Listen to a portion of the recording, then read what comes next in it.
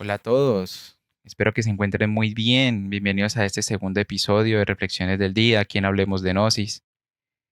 En el episodio anterior habíamos hablado sobre el Domingo de Ramos, que representa esa entrada triunfal de Jesús el Cristo a la ciudad de Jerusalén. Y hoy vamos a tocar pues un tema interesante. Para algunos está claro, para otros es el malo del paseo, como lo llamamos aquí en Colombia. Pero la idea es reflexionar realmente quién fue el apóstol Judas. Mi nombre es John Edinson Gómez, misionero de la ciencia y cultura gnóstica, y hoy vamos a hacer una reflexión sobre este apóstol. Bueno, si nosotros nos fijamos dentro de la historia, Judas queda como el traidor del Cristo, el traidor del Mesías, y nadie, obviamente, en su sano juicio, diría, no, pues yo no lo haría. O sea, ¿cómo vamos a traicionar al Mesías? Pero pues esta persona sí lo hizo.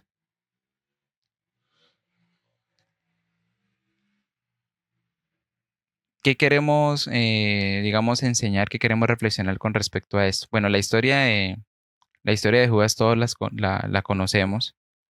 Digamos que no hay necesidad como de repetirlo. Pero hay unos puntos importantes que sí debemos tener en cuenta. Judas va hacia los romanos para entregarlo. Cuando el Cristo en la última cena le dice, ve y haz lo que tengas que hacer. Es decir, el Cristo ya sabía qué estaba pasando, qué conspiración había.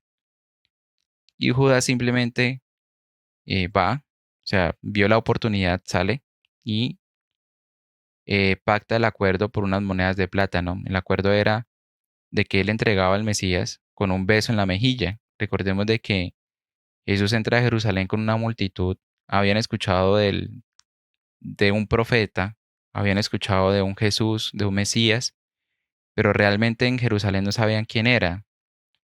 Los líderes ni los comandantes de Roma sabían físicamente quién era el Mesías. Entonces, habían unas acusaciones, pero necesitaban que alguien de manera oficial dijera, esta persona es la que está cometiendo estos errores.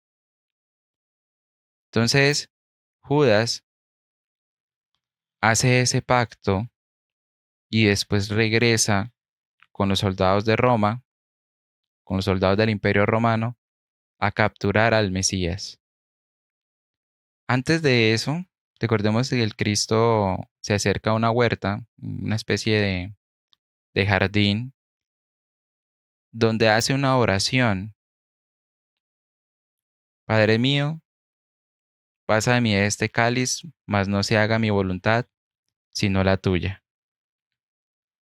Después de todo ese suceso de la última cena, después de todo el suceso que también, eh, lo que pasa en el jardín, en la huerta, llega Judas con los soldados romanos y todos se quedan asombrados porque se estaba cumpliendo lo que dijo Jesús el Cristo, pensaban que no, muchos pensarían que no, otros dirían, bueno, ya estaba profetizado que alguien lo iba a traicionar.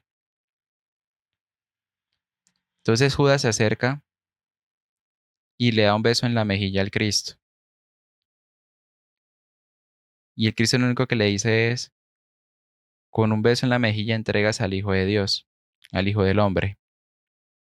Y de ahí pues ya inicia todo el suceso que conocemos como la pasión, muerte y resurrección de nuestro Señor el Cristo. Pero ¿a qué queremos llegar con esta reflexión? Si nosotros miramos, Judas es uno de los traidores, uno de los tres traidores que atacan al Cristo. Ya está Judas, Pilatos y Caifás.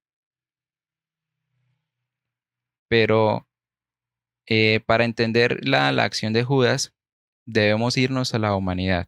Miren, ese Judas que está ahí, esa es la representación de nosotros cuando nos entregamos en las bajas pasiones del ser humano, cuando nos entregamos en las apuestas, en la ira, en la codicia, en el orgullo. Ellos son la representación de esa gente que quiere matar al Mesías, que quiere matar a esa esencia o conciencia. Entonces, cada vez que nosotros nos dejamos llevar por esos yoes o agregados psicológicos, por esos defectos o por las cosas vanas del mundo, somos ese Judas.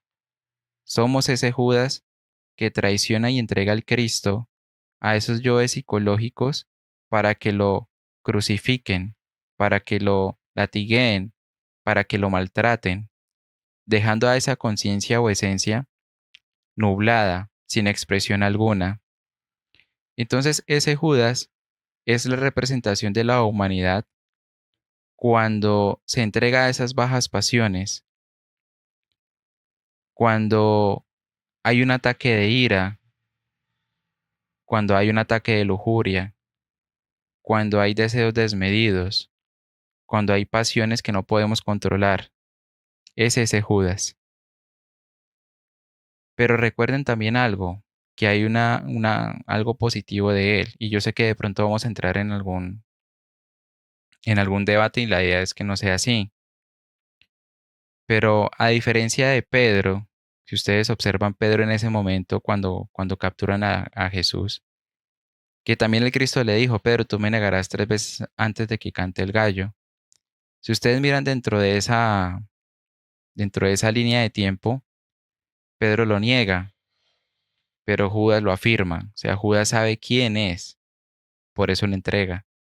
Nosotros sabemos quién es Jesús, quién es el Cristo, quién es la conciencia dentro de nosotros, pero aún así lo entregamos. Entonces Judas representa ese papel, o sea, él afirma, él sabe quién es.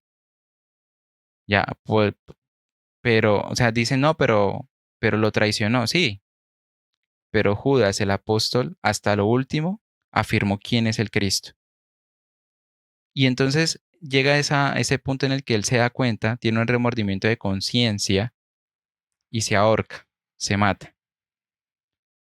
Y hasta ahí llega la historia de este apóstol, pero de una manera simbólica es que cuando una persona de esa humanidad, una persona de ese tumulto, cuando uno de nosotros se da cuenta, cae en el error, o sea, se da cuenta que cayó en el error y dice, no voy a tomar más, no voy a consumir más droga, no voy a engañar más a mi pareja, no y no y no y no, es la representación de ese Judas cuando se ahorca, porque el que se está matando ahí es a ese agregado psicológico que hizo que Judas traicionara a ese Cristo.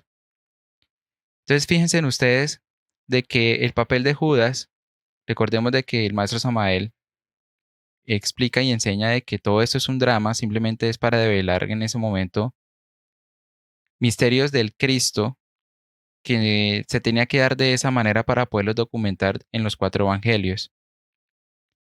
Entonces, en ese drama cósmico, en ese drama que se da ahí, Judas juega ese papel, enseñarnos en qué momento se traiciona al Cristo, pero también enseñarnos en qué momento se debe eliminar ese yo psicológico para no volver a entregar, para no volver a traicionar a ese Mesías.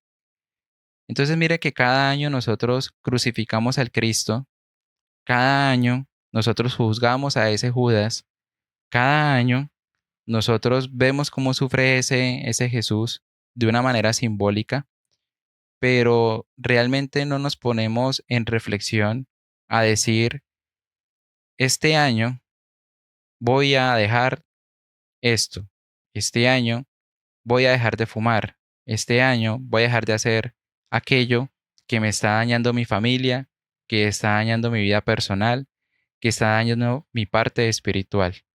Eso sí no lo hacemos. Entonces, queridas personas, muchas gracias por su atención. Queríamos hacer esta pequeña reflexión y recordemos, en algún momento nosotros podemos ser ese Judas.